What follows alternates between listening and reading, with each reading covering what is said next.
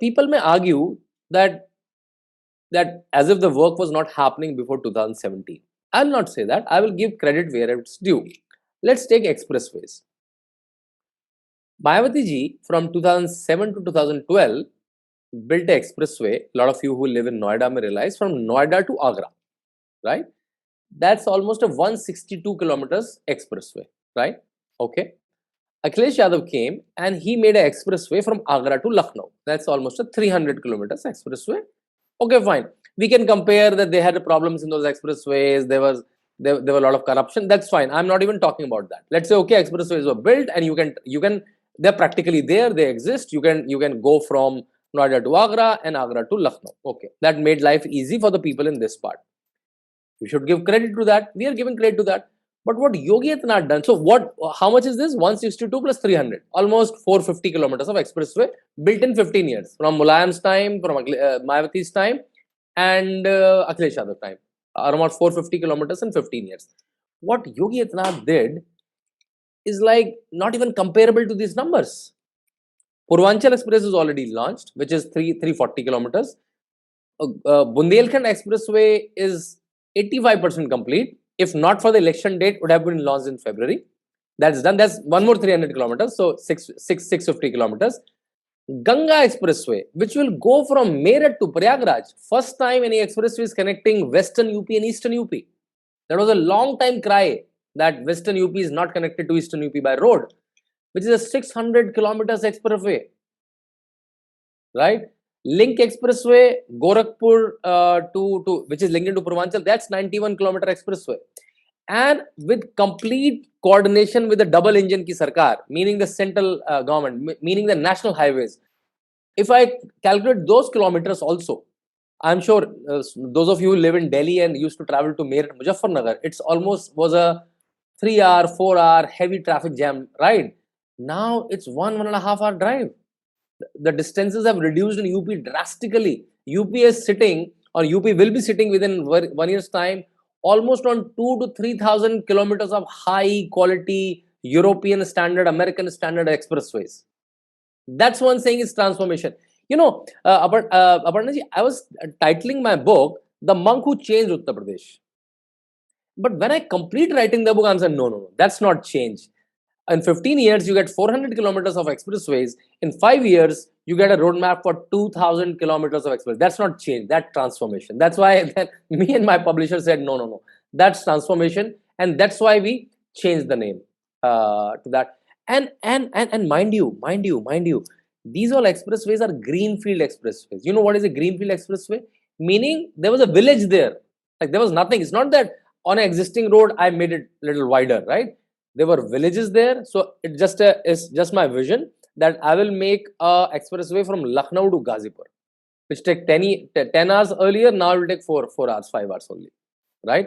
So I had to envision it. I have to employ a company which will give me a route alignment. Once the route alignment is finalized, then let's say Purvanchal Express is going through 9 districts. I'm just telling you in detail so that you will understand what goes through behind an expressway. It's not like a one-day thing, right? So I decided that I have to connect these 2 places. Okay, I have to go through these many districts. Okay, then someone will give me alignment, studying all the land masses. What are the national highways being constructed? What is the land under railways, under defense? All of that, someone will give me alignment, right? And then I will give those land patches to the district magistrate of all those districts, all the 9 districts. District magistrate will acquire all that land. Some land will be village land, some may be farming land, some may belong to railways, some may belong to defense, some may belong to God knows what, whom, right? Private lands, right? I will acquire painstakingly all of that, making sure there's no single court case. And if there is a court case, I have to settle that also. After that, I will all these 9 DMs will transfer all of that land to the body who is executing the project, which is UPIDA in that case, right? All that legal transfer will happen to that body, the government body which is building. And once 90%, Yogi Adityanath has made a thumb rule that once 90% land is acquired, then only they will issue the tender. But you know, in Akhilesh Yadav time, Akhilesh Yadav is telling these days, ये तो हमने बनाया था. You know what they used to do? They used to acquire 5% land, 7% land, and used to say launch हो गया. Land भी acquire नहीं हुई अभी, and land acquiring I'm sure a lot of you may disagree, but I'll tell you why I'm saying this. The next sentence: acquiring land is far more complicated than making the highway.